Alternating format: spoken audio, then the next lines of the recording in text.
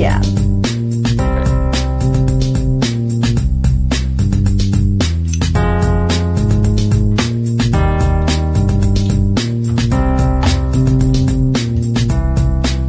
Welcome to the Age of Fission radio show with your host, Lonnie Clark. We stand together and accept that we now live in a world transformed by Fukushima. Monday, Wednesday, and Friday from 8 a.m. to 9 a.m. Pacific Standard Time here on UCY.TV radio. We relentlessly engage every ear that listens. We expose and confront the complete lack of accountability for the nuclear industry. Consider social engineering programs who view our bodies, minds, and souls as assets on a balance sheet. We discuss vital current issues, interview activists, and engage our audience in an effort to allow all voices to be heard. The Age of Fission radio show creates a venue that all will choose. We encourage our listeners to reclaim their power and their courage to take action and save our planet from the ravages of greed and indifference. Our actions matter. Every voice matters. We remind our listeners that happiness is resistance.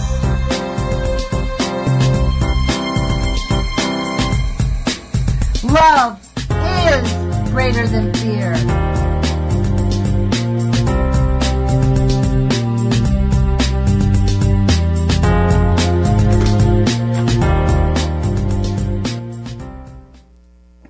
Good morning, UCY.TV radio listeners. This is Lonnie Clark with the Age of Fission radio show. Thank you for joining us. Today is November 14th, 2017. Man, this year is going by fast. I want to thank you for joining us. I want to thank KEPW.org for airing our shows and also for airing Levi Halevi's show. It's really important to get all this information out and these ideas. So we really appreciate it. Today we have back with us a friend of mine, a personal friend, and a friend of our show, Mr. Thomas Ackermann, who is, if you have not gone to his website, Ackermann what is it, Tom? Thank you for joining us. Why don't you introduce your website? It's a pleasure being with you, Lonnie. Top of the morning to you. Thank you. Ackermann-artist.com. Ackermann-, that's what I was going to say, dash. Can I say dash when I say that? That's where I got all tongue-tied. Yeah, as long as it's not an underscore. It's between words, dash, between words, hyphen. Yeah, okay, good. Definitely look at his new art. Like, go to his page and look at the works. It's completely moving. I found it really, your new work it's really compelling. Your work is really great, but I do have to say I wish I could be there in live person and see. It's the kind of paintings you want to see in live person. So thanks for joining us. It's a pleasure being with you, Lonnie. You know, you and I have these conversations about, I don't know, philosophy and life and how we live. And you're the person who coined this phrase, the Age of Fission, right? So we talk about how do we live in this area, in this time where apparently all the norms are falling apart all around us. And a lot of that has to do with the fact that we live in the secret society, like where we're not allowed to talk about things. We're not allowed to talk about nuclear. We're not allowed to talk about how we got there, the military coup, alternative ideas. For example, you're a flat earther, like you really beginning to believe that, right? So that goes against all of our norms, right? Well, actually, I wouldn't say specifically I'm a flat earther. I'm saying that the explanations for a ball don't make sense. So what in fact reality we exist in? What is this matrix? Decoding the mystery is actually very important to attempt while we are alive, while we have our abilities as human beings to make sense of stuff. One of the things that I enjoy immensely is figuring stuff out, and especially if it's not working. People, it's not working out there. That's what I think. And if it's not working, I'm not going to accept the explanations of people that get it wrong all the time, like nuclear scientists. I mean, those guys, even all the rest of the white coats, from the medical industry to all their high-mindedness, they're getting it wrong. They're getting it wrong, and we just sort of lap it up because here is, am I carrying on too much? No. Go right ahead. Okay. I'm just sort of responding. I'm not a flat earther. I'm someone who's incapable of accepting something like water sticks to a ball and it has curvature because this mysterious force called gravity, which nobody knows how it works, has never been replicated in an experiment, actually makes it work that way. So shut up, go away. It's like, nuclear science. Shut up, go away. It's cheap, clean, and safe. Shut up, go away. Well, actually, it's kind of gotten worse with the nuclear science. I read a blogger who, from the COP23, I was trying to look at, what was going on over there, and I found a blogger who used to be an anti-nuker, and then a friend of hers studied radioactive biology or something like that, and according to her friend converted her to be pro-nuke because the new science says that radioactivity clings to the rocks, so it does not go into our groundwater. That made her feel safe. Seriously. That's a good one. Yeah, I particularly like rocks too. I cling to rocks. Yeah, you're trying to make me laugh today. That isn't true. I should pull up the blog. I mean, it was really, and I'm not going to show her blog because there's enough pro-nuke stuff that's just pure lies. And this was just a woman who seems like an intelligent person, and she has bought it hook, line, and sinker. These are the people that we talk to that tell us that it's just not that bad, that we're exaggerating the effects of Fukushima. Yeah, that's because all the statistics and studies that have been done on these toxic chemicals like plutonium-238, which have been proven to be deadly if you ingest it in any kind of way. So yeah, well, we don't really think about that. Now, if everything is saturated with these toxic chemicals that are being released by all the nuclear plants, 450 some nuclear plants that produce this toxic, dangerous material, but we ignore the statistics and the studies that have been completed by very, very reputable people who know their stuff. So yeah, let's just ignore that, carry on, go away. And that's something you cover really well, actually. I think I'm not that much of a statistical and facts person in that sense, but I truly appreciate the work people are doing that are on this alternate medium, the YouTube and the internet, unraveling this part of it, the information and the facts as they are out there. I am kind of like, what is that? Am I agnostic? Well, an agnostic feels that God is not provable in any way. What is the opposite? I have a certain faith in knowing something. I don't know where that comes from. When you have like an innate sense of this can't be proven, but it's like can't be proven in a certain way, but I know it's real. Like that's called faith, Tom. Okay. I suppose I have a degree of that. I'm not big on faith per se because it leads to a lot of problems in terms of beliefs and cultures and all that. But I do have a great deal of hope in me. I feel that, and something you addressed as well with who's the Fuku Friday guy? Dave Parrish. Yeah, Dave Parrish, great soul, and the idea of maintaining a level of hope with this knowledge that we are under threat terribly now, and everybody, every creature, every life force on this planet understands we're under threat. This is something that I've concluded, and when you have mass die-offs, these species that are being threatened directly, immediately in the Pacific Ocean, there is an understanding and a communication. Just because we don't speak their language, we have our language, there is communication with all. I have this intrinsic faith, I suppose, that all life communicates with each other. It's just the level of how sensitive we might be to it.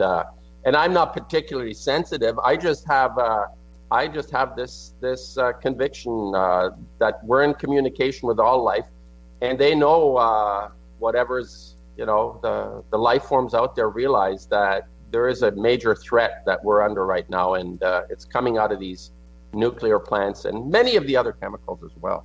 But what I was thinking today, Lonnie, was you know how we get very demoralized quite often by the lack of progress towards a resolution. And when you think about Fukushima having happened almost 7 years ago, there is definitely almost a sense of futility that I feel quite often, and overwhelmed by the lack of progress to rally the troops into some kind of coherent action to mitigate at least what is possible. And what is a strategy that how do I keep myself motivated, and how do you keep yourself, well, first, how do you keep yourself motivated, Lonnie? I'd like to know, as somebody who's doing a radio program, and we're not, in my YouTubes, we're not getting a lot of attention or views. I'm not sure how much, but no, and they definitely suppress it. These last series, I've been doing a series of videos called Ending the Nuclear Taboo. Right. And I monetized them because I know they push people towards your YouTube channel if you monetize it, right? I got a notice last night. It was like number 8. I got a notice from them that said your content is not suitable for. So they definitely do not push advertisers to finding out about this information. You cannot talk about anything controversial at all, which is interesting because we have all these like YouTube, stars, people that make millions of dollars off of YouTube by basically blathering their head off, and they were all pro-Trumpers. They were all like, go Trump, like it was really kind of interesting to look at the dynamics of people who make a lot of money on YouTube and the way they have to, what kind of content they have to have. It has to be up and inspirational. You can't talk about any of the reality of what, even if it is inspirational, you can't talk about the reality of what causes that inspiration. You can talk about food. It is the nuclear taboo. You cannot talk about it, period. So what keeps me motivated? Yeah. Well, what is it personally, that's what keeps Lonnie? Me motivated. Like, I think about my great-grandchildren. Like, I feel responsible for not having paid attention. I remember hearing Dr. Caldecott driving up and down the 405 freeway on my way to work on NPR a lot, hearing her talk about all the personal sacrifices she made in her own family. Her children really, I very distinctly recall an interview with her where her children really resented her. They were going through a hard time as teenagers, and she had these hearings and things that she had to go to, and she felt obligated to go. And at what expense? I mean, this was after the fact, so she was talking probably 10 years after the fact, after the whole push to stop nuclear had died, essentially. And she was talking about how her efforts, she doesn't regret her efforts, but it certainly came at a very high grave personal cost for her family. And I thought about that, like, it did not motivate me to pay attention to any of she was being very personal, I think, to motivate people to go out and pay attention to it. I was living in Los Angeles at the time, driving up and down the 405 freeway, fortunately not near enough to the San Onofre nuclear power plant. I only passed that when I went to go visit family. But when I did, I never in my life knew it was a nuclear power plant. Never. So what you're sort of telling me in terms of motivation, there's a level of regret to not having understood. Yeah, a sense of responsibility. I wouldn't say guilt, but I feel like I'm responsible for what we're in right now, because in my earlier life, I mean, and again, it speaks to why I'm in college right now, to be honest. I think the fact that I was a bright person. I wasn't stupid. I was working my rear end off. I had 2 children to support in Los Angeles with no college education. And the idea of going to college was just like, might as well drive to the moon. I had kids to support. You know what I mean? And so if I had had an education, maybe I might have gotten more politically involved. And I think that's at the root of why our educational system is antithetical to education. They really push us into debt. And they really push you into a box. As an older student, I can tell you what my teachers were talking about in class.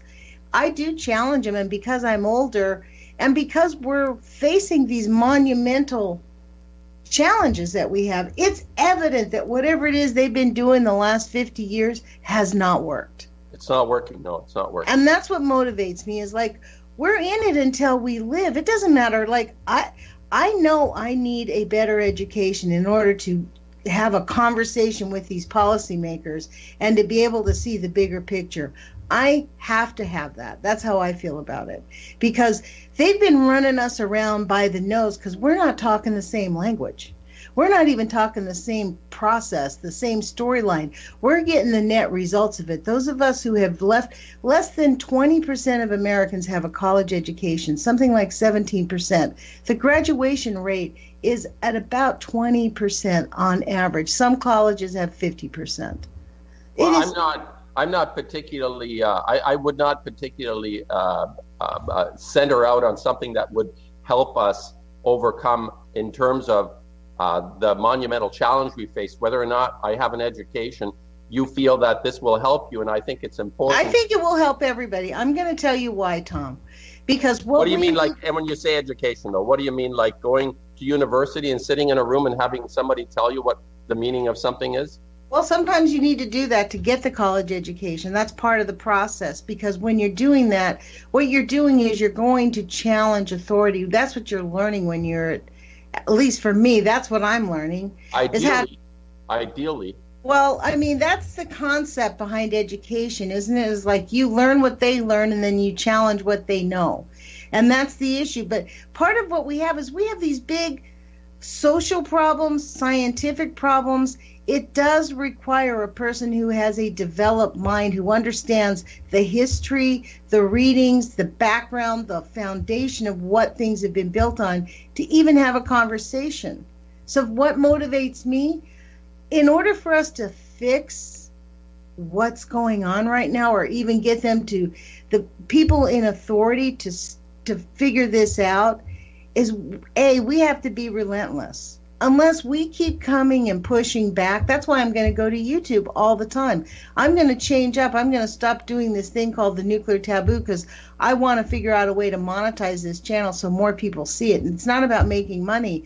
I want them to push the content out for people. So I'm going to start figuring out different clever ways. I don't know what's going to stick, but we're in an urgent situation. I mean, I think I really agree with Guy McPherson that we don't have 100 years. We're being optimistic at 100 years. I mean, okay, but yeah, I'm going to jump in on this before you carry on further on the education side. I'll tell you what I think education was for me, and that is to break conformity. It's not a matter of accumulating a lot of facts and knowledge. This is something that happens. You can dedicate your life to being well-read, like Harold Bloom, or someone who could read, what was it, 1,000 pages in an hour or something. And, is Harold Bloom somebody that I regard highly from the side of being able to help me how to make things work? I don't think so. It's like the idea of education for me is something that breaks my path in any sense that it's not working. It's not accumulating things as it is leading becoming myself, realizing myself in some form. If that includes Greek mythology or political science courses, so be it. Yes, and I think that you've identified, because you have gone through your own life experiences, you understand education in the sense of what you realize, what it is you need. But people that are 17, 18, 19, 20 years old don't have that background, don't have that ability. So they can easily be manipulated into imagining themselves into a circumstance that is highly, highly conformist. And that is in fact what college does, is it does make you conform. Like, it's very interesting. Yeah. I mean, this whole idea of putting our kids through that education right? mills, like, they're not really ready at 17, 18 years old for this college education, to be frank. They're not really ready for the full information. So I'm not saying I rubber stamp the educational system as it's structured today. I'm saying we need a real education. The reason that we have these big mega problems is we don't have enough developed minds. We have a lot of people with half developed minds, minimally developed minds, And in order for a society to work and to function and for us to cooperate, it really requires that we have people living. I mean, and not everybody's fit for a higher education. That's the thing. Not everyone is there for that. But a greater percentage we've seen this in statistics. Look, isn't it Sweden who has a very high education system, and they have one of the best nuclear storage facilities ever built? They have a much more civil society.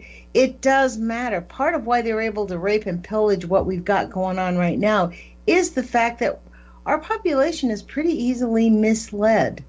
Pretty easily. I may be not entirely correct, but I think they have relative to their population, a very high suicide rate.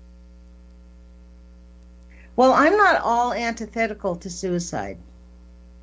What do you mean?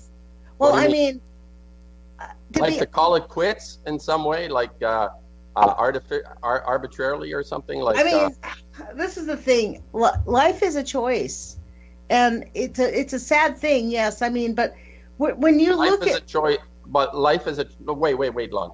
Life is a choice. No, it's like, unless it's esoteric now, and I have no privy to that. Why I was born. I think it's a gift that we're all given in some. It is a gift, but what I'm saying is suicide in response to what our planet looks like right now. I wouldn't say it's a mental illness. I think it's a response to what is going on. We're overwhelmed. I think all species, like I said, have an understanding of being under threat. Yeah. And when it's so monumental, I think there are consequences to the psyches. There are strong psyches and weaker psyches. And I think that I don't really want to get into a discussion on this. Kind of like the beached whales. I've often thought that the beached whales did that on purpose. Like they just drive themselves right to the coast. Like, forget it. This is complex. This is above my head in the sense of having personal. Me too. Like, Let's go on. Let's get back to what motivates me. What motivates me is that a deep sense of responsibility toward the future. And I feel like your experience that you've come through over how many years that allows you to understand the situation you're in much better than you did 30 years ago. And to be able to say, I can choose to change myself in order for me to feel better about myself. That's kind of like a very simple, basic, motivating force to want to be a better person, not just sort of go along and get along kind of attitude, but to fundamentally challenge the conformity, which education is not helping us to do. Education essentially drives us into a very narrow range of perception. And I think this is a big, big mistake. And it's like when I bring up Harold Bloom, somebody who's a brain on legs, it's not the epitome of our existence. It's not what we have evolved to. And you know that I go on a lot about consciousness is everything. We are part of consciousness. A rock, sand on the ground is part of consciousness. High life forms are conscious. What I'm concerned about is developing something that seems very specific to the human species, and that is conscience, the ability to do the right thing. Now, is education going to help us do the right thing? It can.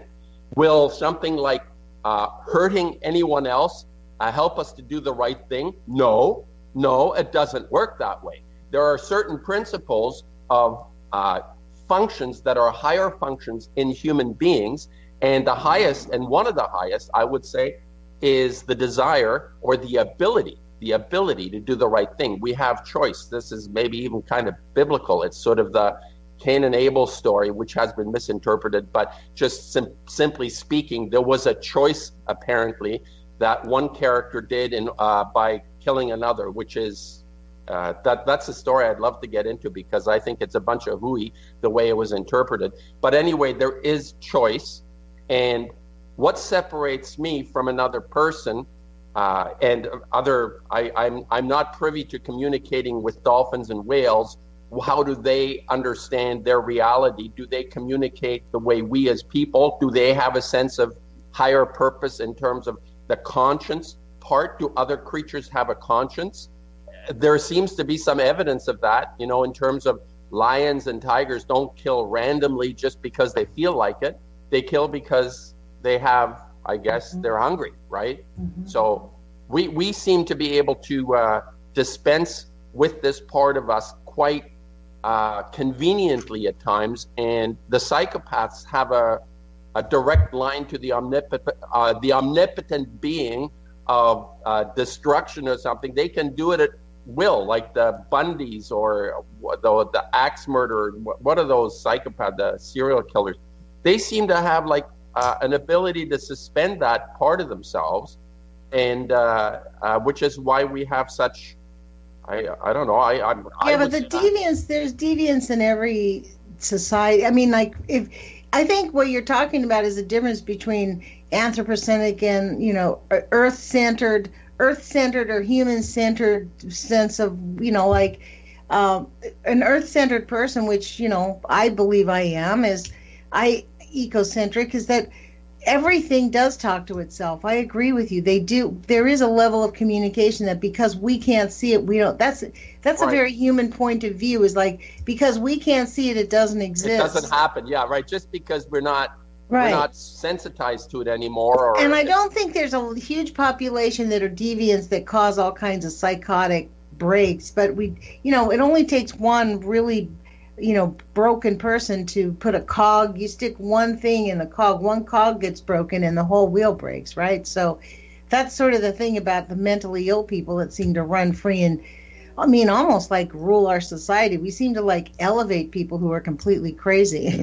That's the weird They're on drugs. Most of them are all on some sort of a drug, some kind of opiate, and whatever they're consuming in order to mitigate whatever psychological pain they might be feeling. Sometimes it's just good to feel the pain and not look for a silver bullet to cure it, because some things can't be cured through an external intervention like a pill or something. This is another epidemic that's quite distressing.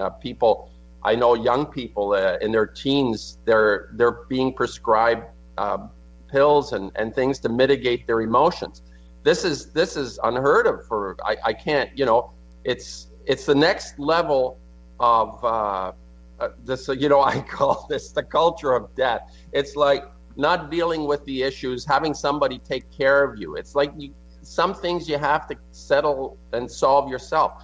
Tom, that's for financial gain. That's why they do it. They're breaking people at an early age for financial gain. You get people hooked on that they have to buy their prescriptions, they need their health insurance, they have to pay for this, they have to do it. It becomes like a win-win. Look, I said this on the Tom Hartman show one time. I called in when they were talking about the healthcare show, the healthcare before it passed. I said, look, we're not fixing the healthcare until we fix the food issue, because basically we come into this world, they have broken our food chain.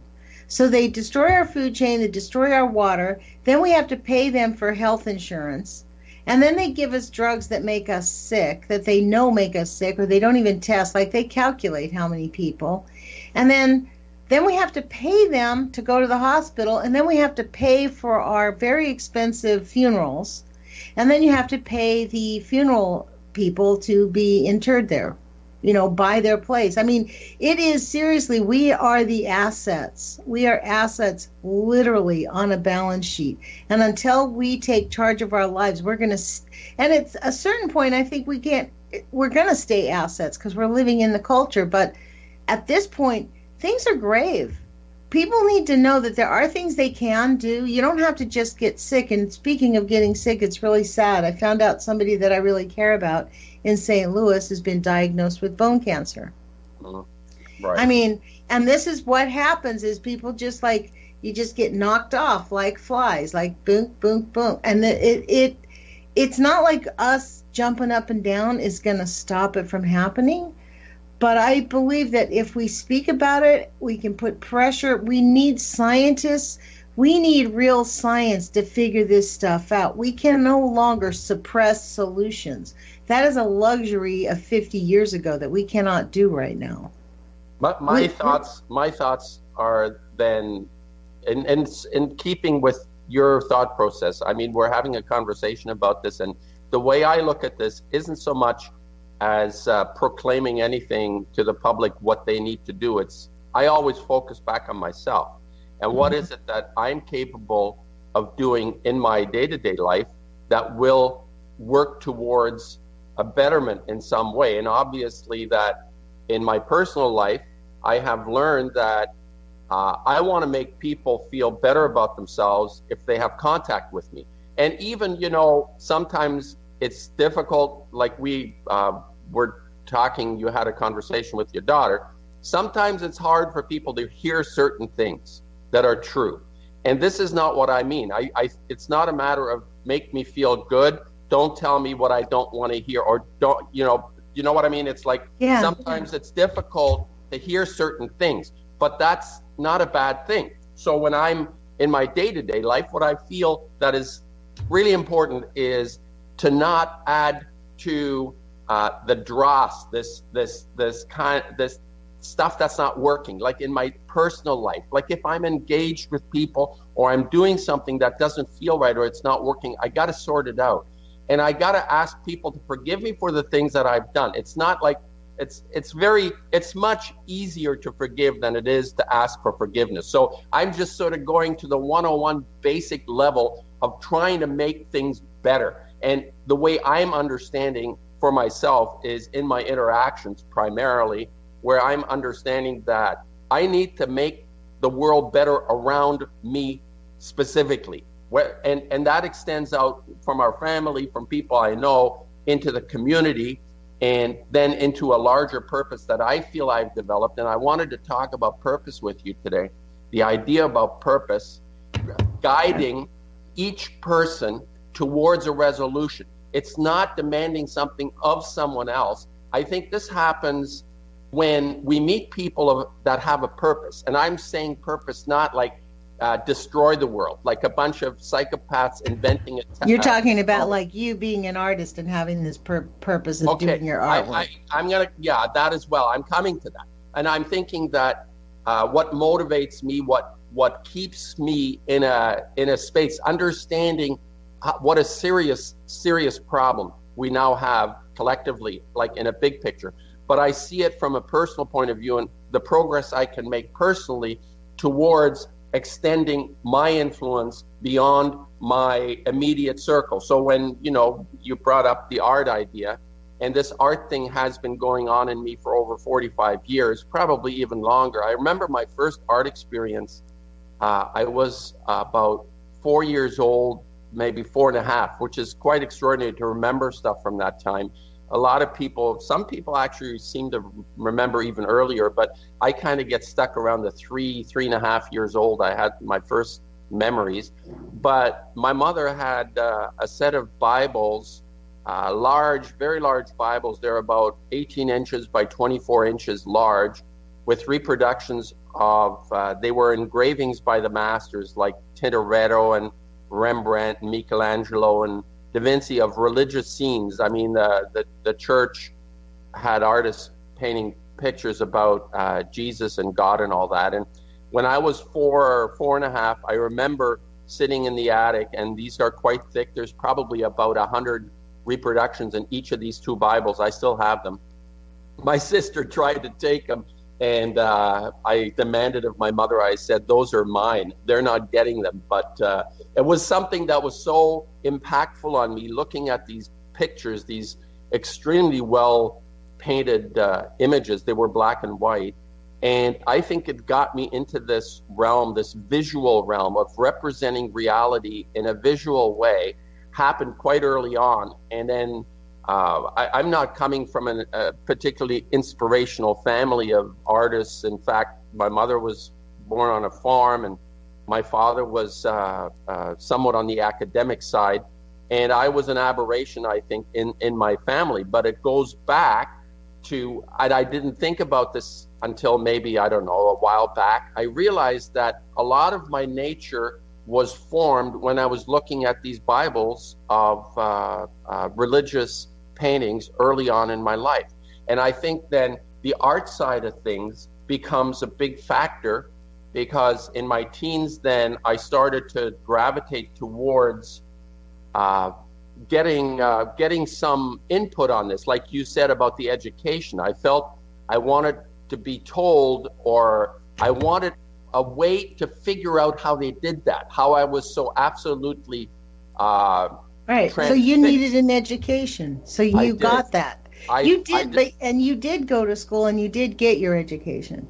Well, I tried at university level and abandoned that after a year. Okay. And I realized that it wasn't for me because it was too rigid. It was quite a rigid formula, and that's not to say I ended up at a school called the New School of Art in Toronto, which was run by some really wacky, crazy teachers who were primarily artists. They weren't teachers; they were artists, and they literally passed on their desire, their passion, their commitment to this thing they had been doing themselves for a long period of time. They were actually the best artists in Canada, I think, at the time. I lucked out. I just sort of came across these people. And what they were able to do is there was a range. I mean, a great range of different people working here, from printmakers to high realists. Somebody like Diane Pugin, who's not been recognized for her abilities she was a consummate drawer. She could make a pencil drawing that was standing up in front of you, and she was so incredible. Even the gray tones appeared to have colors in them when they didn't. Imagine that, to be able to invoke color through gray tone. This is something she was able to do, and I understood color through her gray range a lot better. And then I went through this experience of having people pass on something to me in a very personal way. It wasn't something that came from outside of them, it came from inside. They had their experience and knowledge, but it's their own purpose was somehow transferred to me. And I can't specifically say, technically, how do you do that? How do you replicate that? I think it's a one-off. It's not something that you can package and present in a university or a school. These people had gifts, and they were ridiculed for it as well. They were not successful all necessarily. Some were, some weren't. But there is this thing that I believe that unless this happens to us in some profound way, that we'll just kind of flop about in life. We can't seem to we're kind of doing things, but it's not really what we want to do, because there is some kind of separation between us and the experience we have all the time. And I think the reason I like art is because it drives this feeling of being responsible. Like making a painting, I am directly related to that thing that is happening outside of me. Does that make sense? Like having a relationship with what's happening. Like if I look at the nuclear problem, it's not something that I've created specifically. It's out there. It's not part of me unless I'm able to internalize it in some way. And that's very difficult because for most people, Fukushima is 10,000 miles away. Well, I think to your point, though, Tom, this is why art is so important. This is why I started this show suggesting people go see your artwork on the Fukushima stuff. It really speaks to that depth of confusion and the depth of disconnectedness and the depth of having it not being disconnected, but the two things. It kind of, to me, it was like we're disconnected from it, but we're completely connected to it. It is completely something that is affecting our lives every day and for the rest of our lives. But why can't that be recognized in the sense that we're standing there in front of a YouTube or wherever pulling our hair out saying, can't you see how obvious this is? And people coming back and say, well, it's a hoax.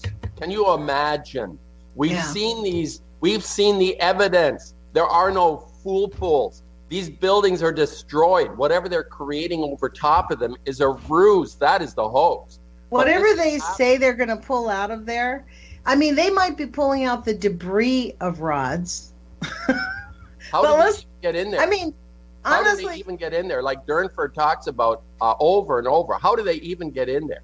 It's impossible. If you look at what they show us, I did this on my own YouTube channel the other night. I took a picture of what it really looked like, the newest story with the perfect, pretty little building. I think what they did was they just assembled the building around the big mess. Sure, And then they're just going to send in active little robots and pretend like we're doing something. And I think maybe what they're going to be doing is just trying to move debris. Like, they're saying they're taking out fuel rods. Well, there's probably a lot of exploded fuel rods all over the place there. You know what I mean? Like, Sure you look is. at that big explosion that happened. There's no fuel rods. I mean, it's kind of like if your house explodes, you might find a plate that still hasn't been blown up. You know what I mean? Yeah. That's the kind of fuel rods they're going to find.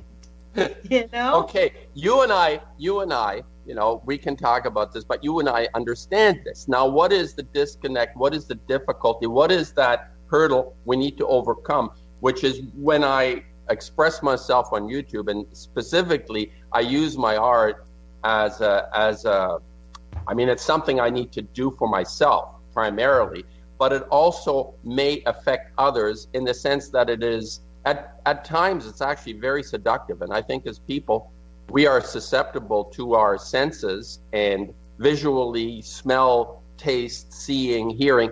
We are seduced by these senses, and people can be manipulated, but in a good way. So if I'm presenting a painting and I am transmitting this feeling that I have, whichever way it comes through, it's not something I plan necessarily. I don't know what the substance of my painting is. When people are looking at it, it's up to them in a sense. But what I'm hoping to be able to do is to seduce people into this way of feeling and thinking that I actually have understood in myself to be connected to the highest part of myself, which is my conscience. So when we act based on that part in us, we cannot do any wrong, because if we do wrong, we're going to say, I'm sorry. I'm going to try and fix this. This is how it works. It's not like we're perfect. We're going to do things, and when we get it wrong, because we're people of conscience, we say, I made a mistake. I'm going to get this right. So my conviction is I'm not going to equivocate on this. I'm not going to waffle. I'm going to say my work is brilliant from the point of view that I have invoked my own conscience. And all art produced out of this center is going to be very important and significant to the people that see it. That's my position. And I'm not an academic. I'm not interested in aesthetics. I'm not interested in what this culture has created as a standard of art making, which is based on a fundamental notion that if you can manipulate, create stunts and spectacles out there, you're going to be important to someone. Well, when did that ever actually happen with any decent art? I suppose you could see Caravaggio doing his chiaroscuro with the darks and the lights, being so dramatic, being brilliant as a stunt. But there is a substance to that appearance. The way that work appears to us is based on a certain amount of spectacle, but underneath that is such a profound recognition of the nature of our reality. I'm not sure if you're familiar with Caravaggio and his sort of style of creating very dramatic images of dark and light, like faces would emerge out of a very dark area. It's quite dramatic. It's a magnificent development and understanding how to seduce people into a way of thinking and feeling. And anyway, that's a whole other topic. Well, what's interesting about that topic is that it speaks to the education that you've gotten. See, this is what I mean. You understand. I'm familiar with that with the artist, but I always just responded at a visceral level. I never really thought about it like that. It does move you. His paintings are really quite moving, and you don't forget them when you see them. Yes, and I think you're responding to it, and you don't need to know the I guess the technical or what the academics enjoy. And I enjoy reading certain critics. And there's some good critics left. There's like Dave Hickey and Jerry Saltz. I think his first name is Jerry Saltz. They're excellent critics, but most of them miss this understanding that we don't come out of spectacle. We come out of a sense of commitment to making another person feel right about something, feel good about something, which has to do with this higher part of ourselves. If I look at a Vincent, I see his evolution through his paintings as coming to some kind of sense of incredible gratitude. I mean, that color yellow that he's able to paint doesn't come out of manipulating a bunch of colors and knowing what you're doing. It comes out of a profound sense of gratitude. And when I use yellow, I invoke everything that I can gain from this artist. And there are very few, frankly, that have been able to do this to me on the yellow side of things. Gauguin was a fluff bag compared to Vincent with this. Gauguin was a superficial painter. When you get into the coloration of what Vincent was able to produce and evoke in me. So when I look at another artist, I look at not what the academics would like to focus on in our culture, but what it is that is transmitted to me that is of value directly in my own work. And I'm bringing up the idea of yellow. I was not able to paint yellow until maybe 5-6 years ago, which is interesting, Lonnie. Lonnie, this idea of yellow, who else uses yellow in their logo? Who else uses yellow in their logo, right? So I'm not able to paint yellow until this plant blows up. Yeah, this plant blows up, and all of a sudden I realize there's something to this color that I had not been able to understand or feel the right way about. And then this happens, and of course I made my own logo. I changed the yellow to red, the dreaded red. If you watch my videos, I have a little circle on my head with the triangles of 3 black triangles and 3 red triangles, which isn't yellow, which is red. And I feel like they hijacked that color from us. They hijacked. And why, Lonnie? There is a reason why they use yellow. If you go into decoding all of these things, it begins to make sense, because by using yellow, they undermine our gratitude.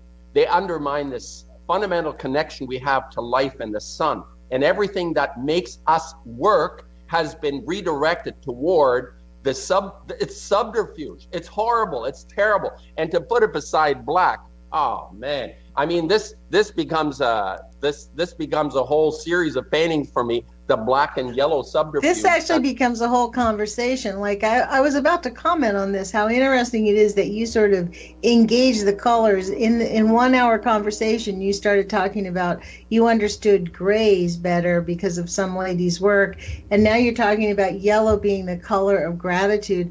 I think I'm like many of my listeners. I never even thought of that, Tom. That must be some sort of, I don't know, if it's maybe something you've learned, or is it your personal philosophy, or is there somewhere that, like, that's interesting that all these colors connect at a deep level, and as you say them, I identify it as probably correct, like that the yellow is part of the gratitude.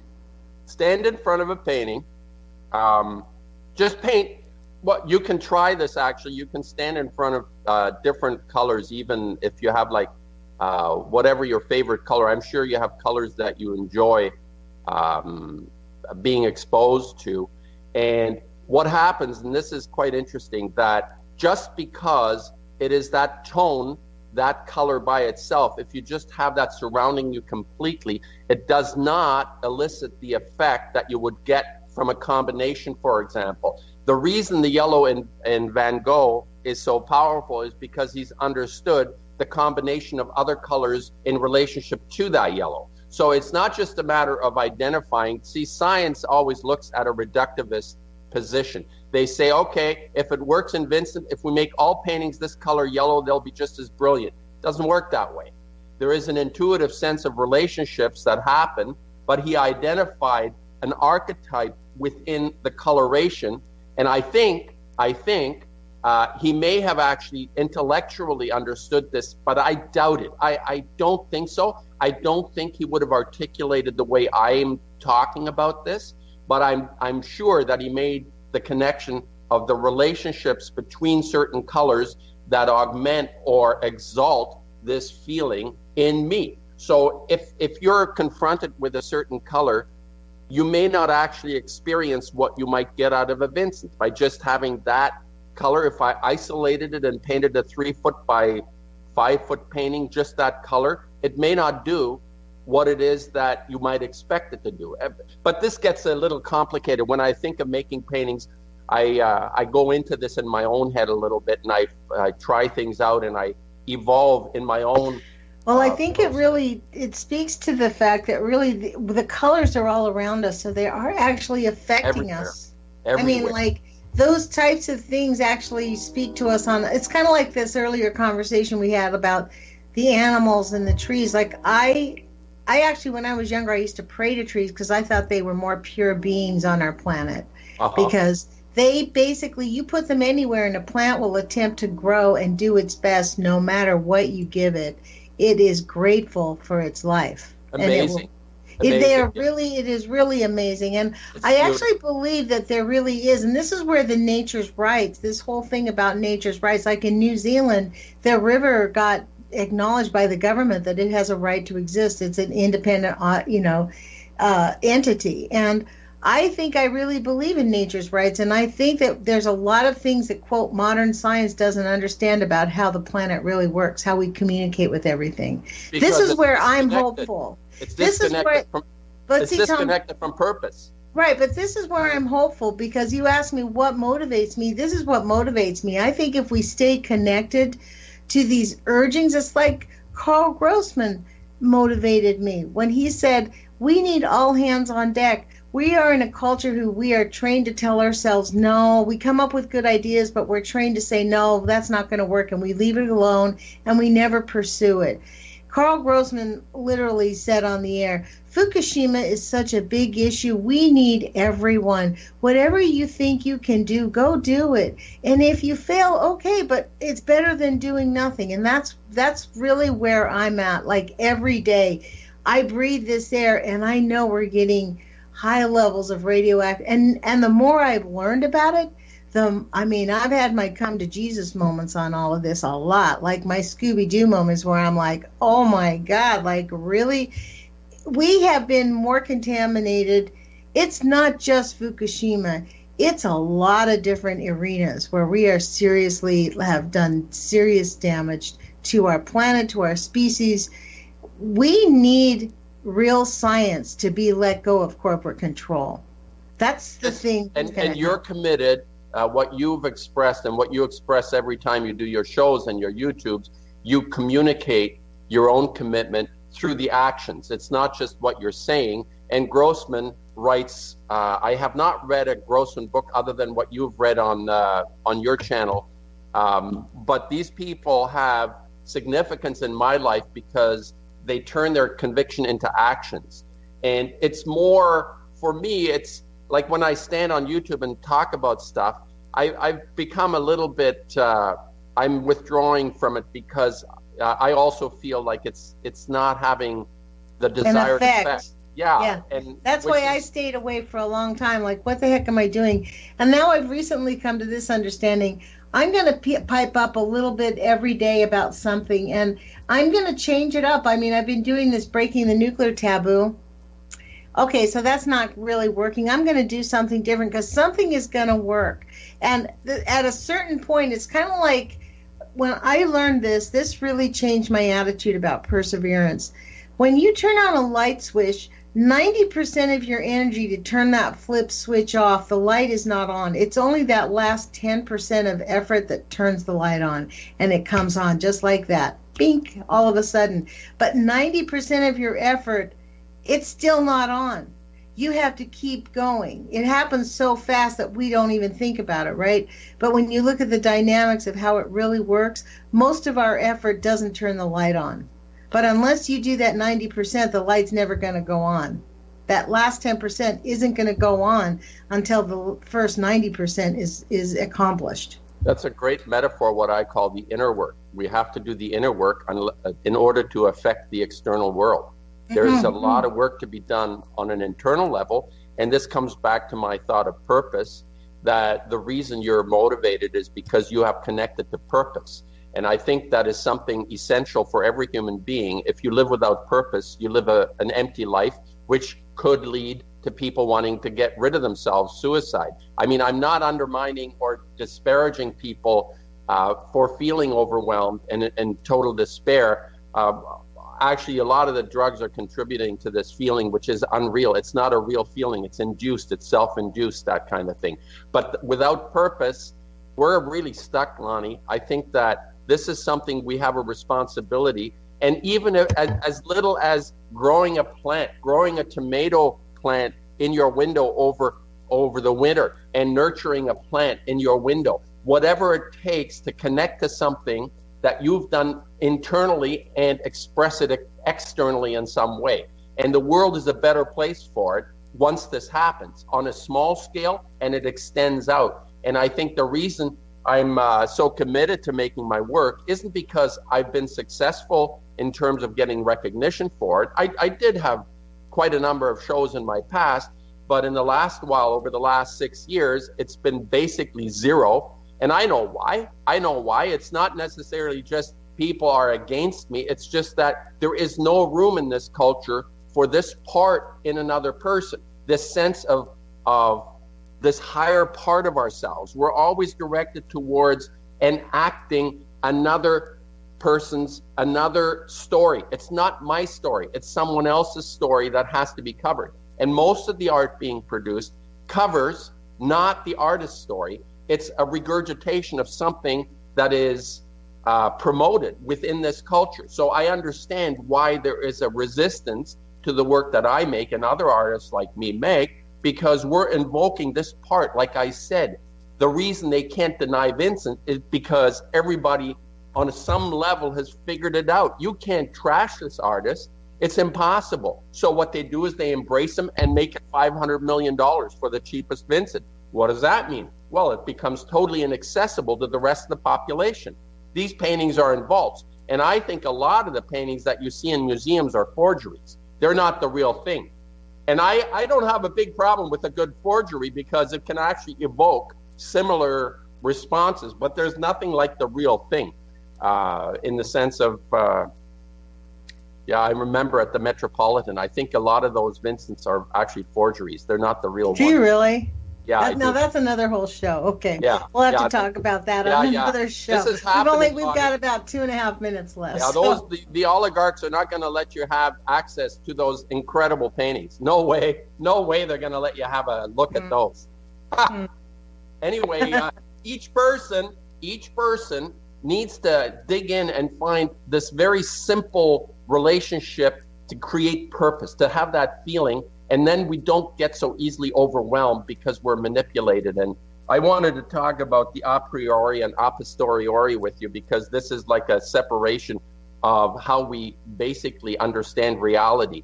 And it's very important. This is why I'm interested in why the Earth does not conform to the ball theory.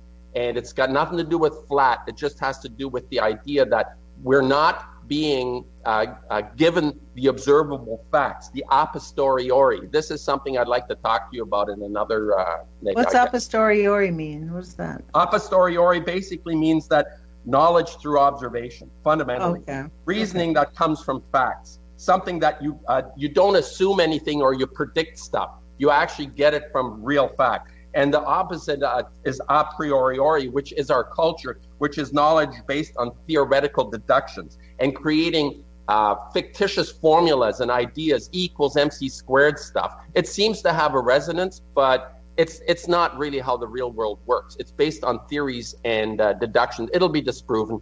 Like the gravity idea and all that stuff. Gravity idea. What the hell is gravity? You think that's all fake? Yeah, all that. So who has ever replicated gravity? Let's see how water sticks to a basketball. I don't know. That is another whole show because we've got like a minute left. So. Oh, man. Thanks, Tom, for joining us. Tell people where they can go to your website again. What's the name of it? Ackermann-artist.com. Ackermann with double N's. And click through. I have tons and tons of work on there, especially on Fukushima and what it is. What I want to do is rouse the spirit in people towards, I want to seduce people into loving the paintings, and that's how I'm working these days. Great. Well, it did work for me. I think your artwork is astounding, I have to say, and I'm really grateful for your time and our talks about this. We're in a serious time, and that's what motivates all of us is we want our grandchildren to have something at least halfway decent. I want our grandchildren to have a great life, So. And all other creatures deserve not to be destroyed because we're so whatever. Amen. Put your courage feet on, you guys. We'll talk to you Monday. Bye, Lonnie.